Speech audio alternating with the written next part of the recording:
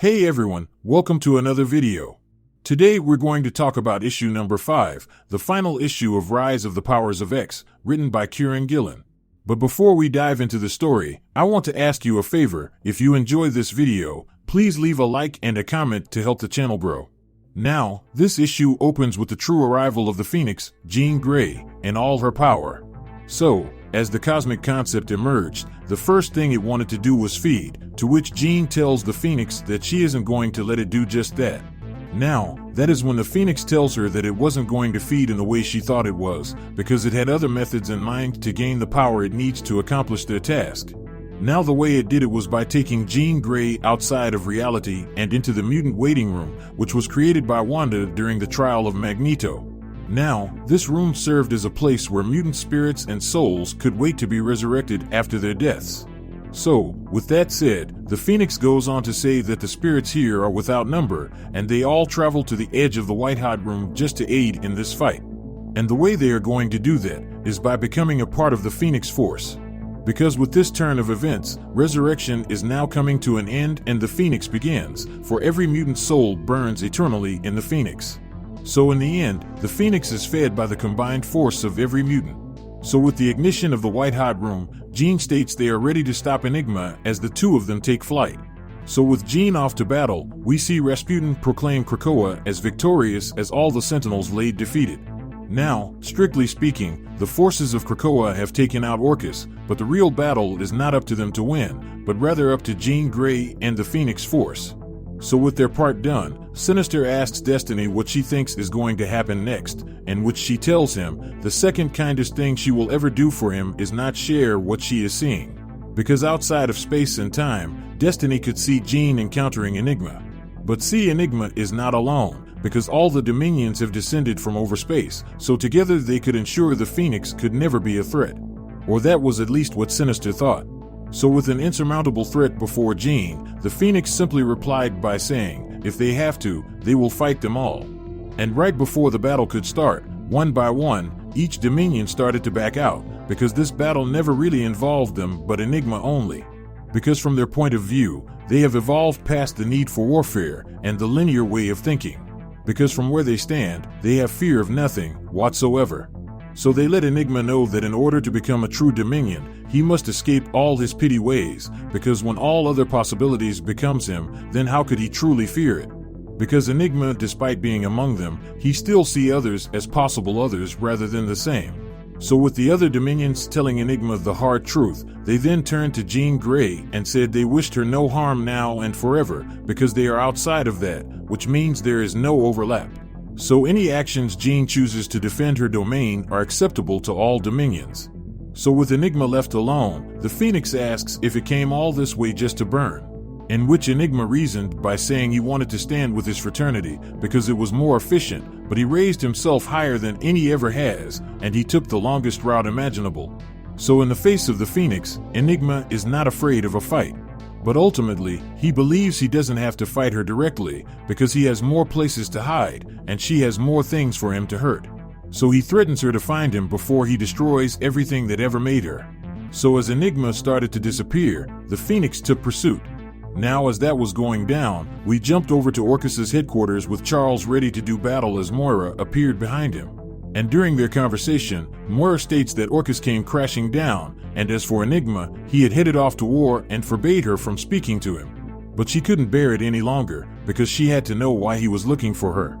And just like that, Charles hijacked her mind, and brought them back to the bench where they met. Now this right here caught her completely off guard, because she believes as a robot he couldn't do a telepathic takeover.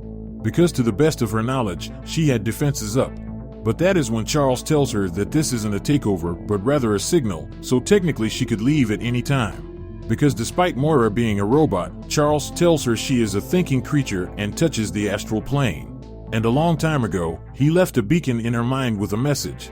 And it's time she remembered what happened, and just like that, he showed her their interaction when she was just a child, when her power first manifested. So with Moira all caught up, she recalled how he traveled back in time to kill her, and he even went as far as to pull the trigger. To which Charles didn't even try to hide it. In fact, he states that he did. But he let her live, because he was convinced to follow another route, one that involves having faith in her better nature.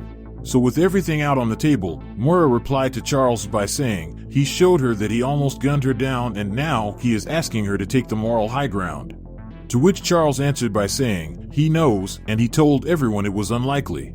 Now as this is going on, Enigma states the battle is both simple and beyond all comprehension.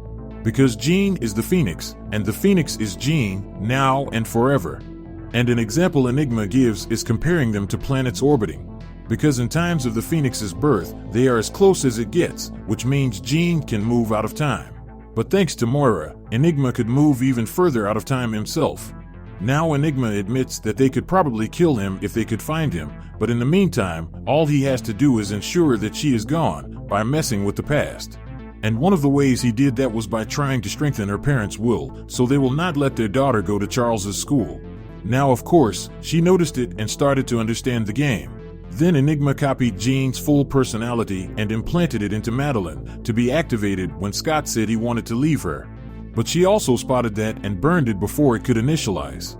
Following that, Enigma tries to make sure she doesn't discover Scott's emotional affair with Emma Frost until it was far worse. Enigma also tried to manipulate the progenitor's judgment to make her more vulnerable. Enigma even tried to destroy Jean's younger self and replace it with a clone. But just like all the other times, Jean spotted it and corrected his tweaks. So with Enigma's plans going nowhere, we jump back over to Charles saying, knowing who she is, he knew she would join Enigma. Now this makes her a small part of it now, which is exactly what he needed. For he knew if he did the odious things Orcus demanded, he could eventually find his way to Moira and have this chance to make her turn back to the side of good.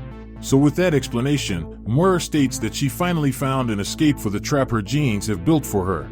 And because of that, she asks if he really thinks she'll back off. In which Charles claps back by saying this Dominion grew from sinister Nathaniel Essex. And if she follows through with this, then that is who she would be making king of the universe. Because Orcus's great sin is not making an artificial intelligence, but not realizing the AI they were enabling. So with Charles starting to break through to her, Moira replied by saying she couldn't do anything yet, because Enigma hadn't promoted her to a Titan yet. And even if she was at that level, if she tried anything against him, he would just chew her up. So with uncertainty in Moira, Charles attacks the moment and tells her that Jean, as they speak, is fighting the Dominion across all that ever was.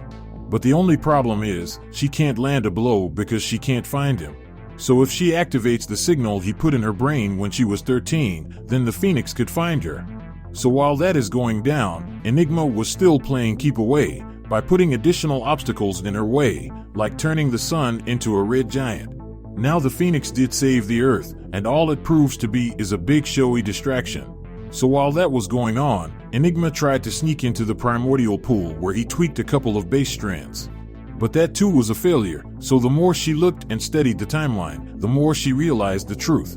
Because throughout this whole battle, Enigma have been creating uncountable stitches out there, all of which could result in a failure if the Phoenix overlooks even one. So with the odds stacking up against the Phoenix, we jump back over to Charles continuing his conversation with Moira. And Moira couldn't believe Charles is asking her to do this, asking her to help in the battle against Enigma. He tells her he did all the things he's done, like the murder, betrayal, and colluding with Mother Righteous to understand the Phoenix enough to put this all together. He had done all this just to be here, to ask Moira to be a better person. He asked her to take whatever is left of your soul and use it for good. Because ultimately, she will have to live with her decision.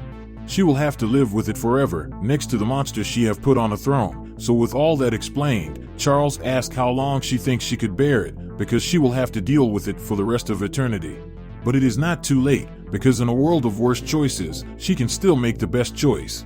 So with everything falling into place, Moira states she just wants to live, and not to be trapped. So with emotions bubbling out, Moira asks why is he even doing this and what makes him think this can really work.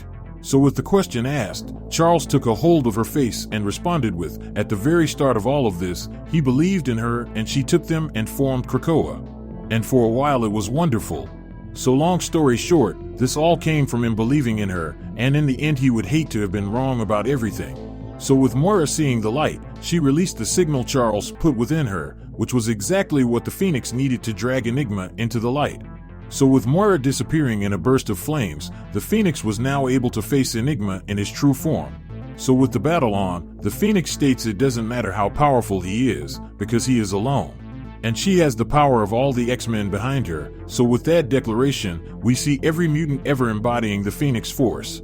So with all that power flowing through her, she clashes with Enigma, and quickly she proved to be too powerful for him even if he quote-unquote foreseen his own victory. So with a pair of claws driving itself through his head, Enigma cried out that this doesn't happen, there must be a place he could hide. So no matter where he tried to run to in the timeline, he just couldn't escape his fate. So with Enigma defeated, a bright light appeared in the sky as Jean Grey descended down. So with the battle won, both Cyclops and the newly revived Jean shared a kiss as everyone celebrated their victory.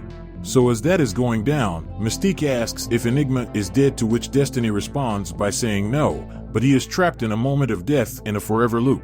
Now on a side note, this is a way they could leave Enigma alive without him being a threat.